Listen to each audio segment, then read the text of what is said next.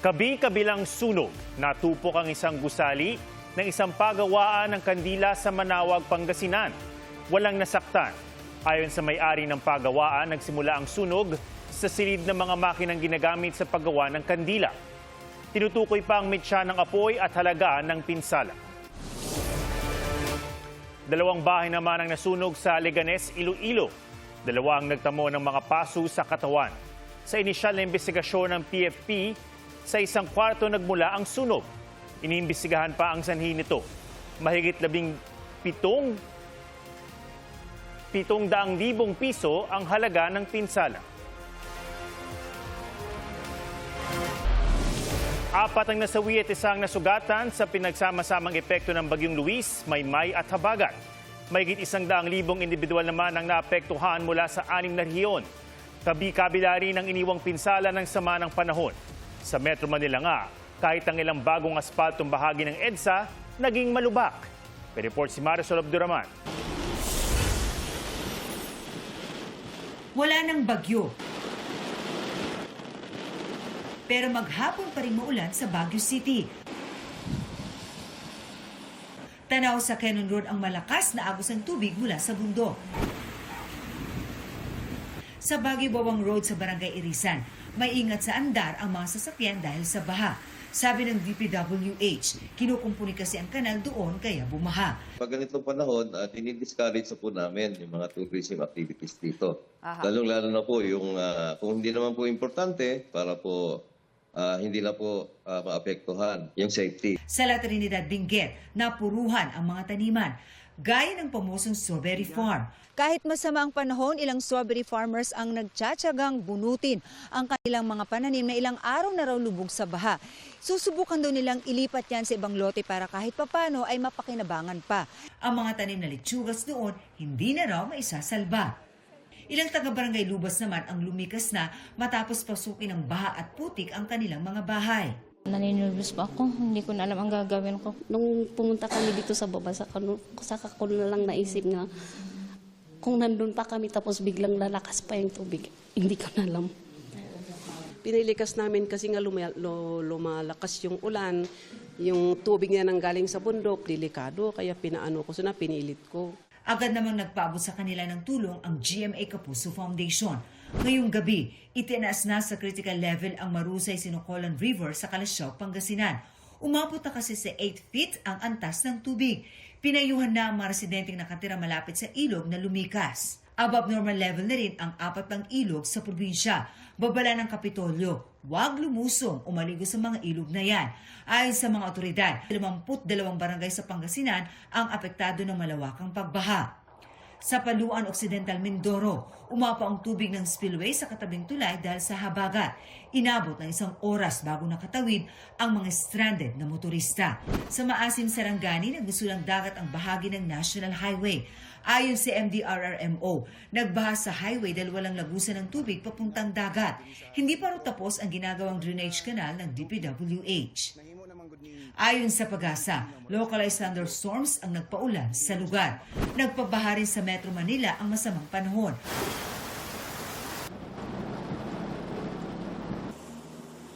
Ang mga bagong asfaltong bahagi ng EDSA nalubak. Sa bahagi ng Kalayaan southbound, kita ang mga malalalim na uka na puno pa ng tubig. May ganyan din sa busway sa EDSA Estrella. Abala at delikado yan sa mga motorista, lalo na't 400,000 sasakyan ang dumaraan sa EDSA kada araw.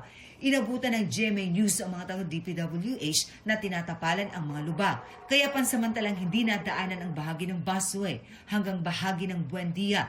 Katatapos na ng Phase 1 ng road reblocking ng EDSA na sinimulan bispiras ng Pasko noong 2025.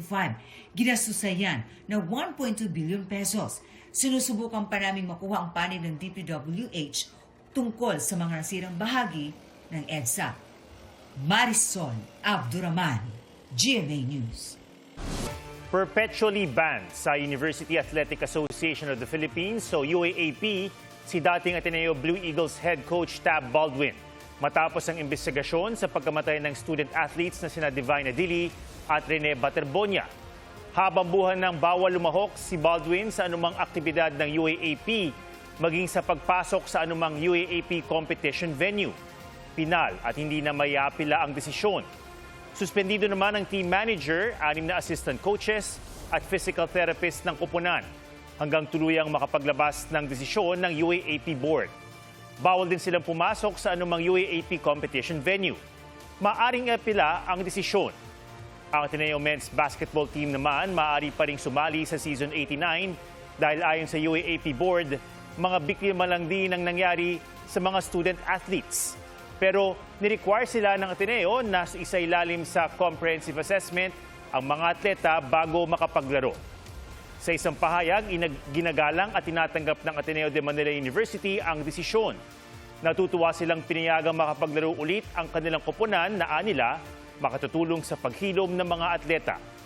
Sinusubukan pa namin makuha ang panig ni Baldwin at ng iba pang miyembro ng coaching team. Ilang disgrasyang sangkot ang mga motorsiklo ang naganap sa mga probinsya, gaya ng nahulikam na pagtalsik ng 2 sakay ng motorsiklo dahil sa bumanggang kotse. Ang mga yan sa report ni Jonathan Andal. Huminto sa gitna ng intersection ang motorsiklong ito sa Iloilo City nang bigla itong sinalpok ng paparating na kotse.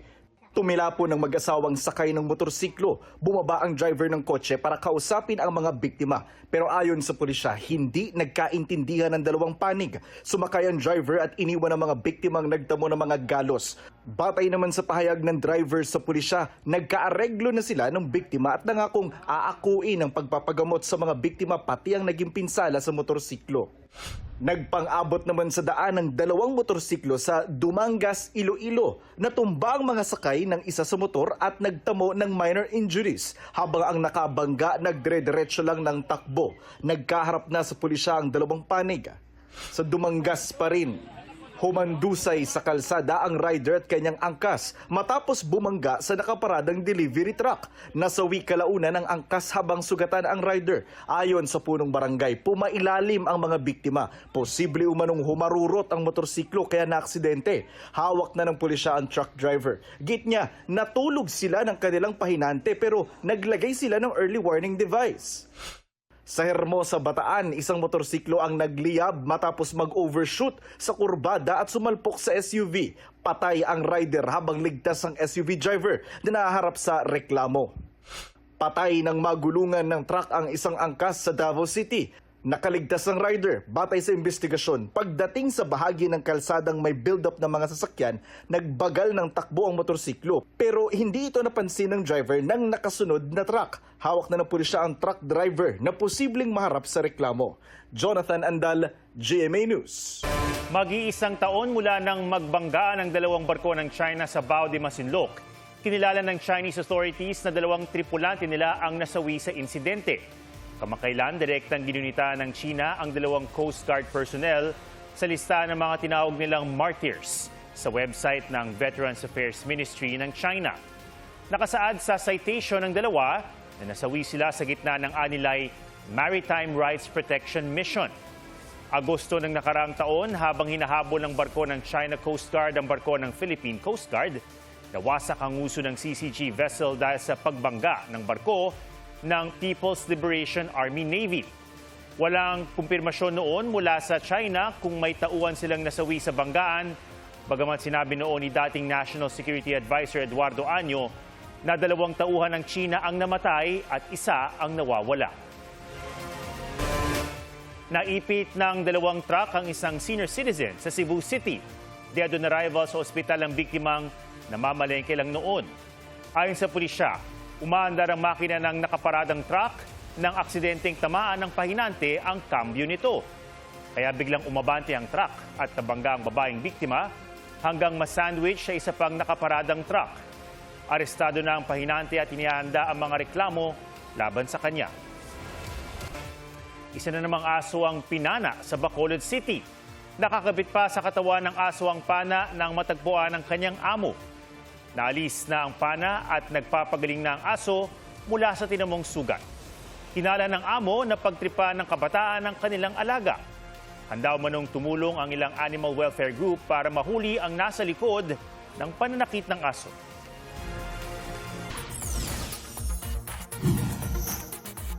Mga kabaong na may mensahe ng pagduligsa sa China at Chinese Communist Party, natagpuan sa iba't ibang lugar sa Metro Manila.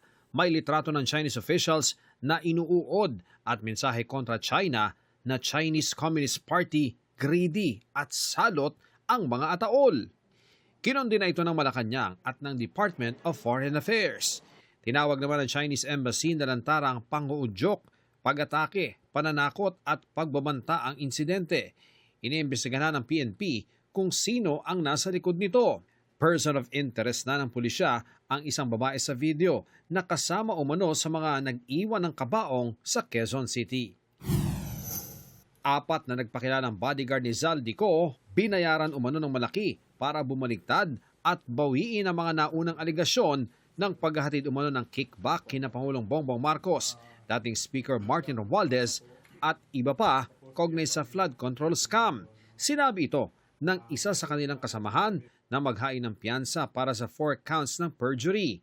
Tingin naman ni Ombudsman Jesus Crispin Remulla, si dating Speaker Martin Romualdez ang nasa likod ng pagbaligtad ng mga dating bodyguard. Nais umano nitong pahinain ang kaso. Pagdidiin naman ni Remulla, gagamitin pa rin ang mga testimonya ng 4. Itinanggi rin niya ang paratang ng 4 na bodyguard na tinakot sila ng kanyang tanggapan nakakasuhan kung hindi pipirma sa inihandang affidavit. Sagot ni Romualdez, hindi siya ang may pakana ng pagbaligtad ng mga dating tauhan ni Ko. Aniya, patunay ang pagbaligtad nila na hindi totoo at gawa-gawa lang ang mga paratang. Iniurong naman ni dating Senador Sonny Trillanes ang reklamong cyber libel laban sa 4 sa mga dating bodyguard. Isinampa niya ang reklamo sa 18 matapos ang aligasyong hinatiran din siya ng pera. Ian Cruz, GMA News. Update sa mga iniwang kabaong sa ilang lugar sa Metro Manila. Ayon sa Quezon City Police District, tukoy na nila ang van at driver nito na nag-iwan sa kabaong sa Welcome Rotonda. Inimbitihan nila ang driver na nagsabing inarkila ang van. Isinuwalat niya rin ng iba pang sasakyang nagbaba sa mga kabaong.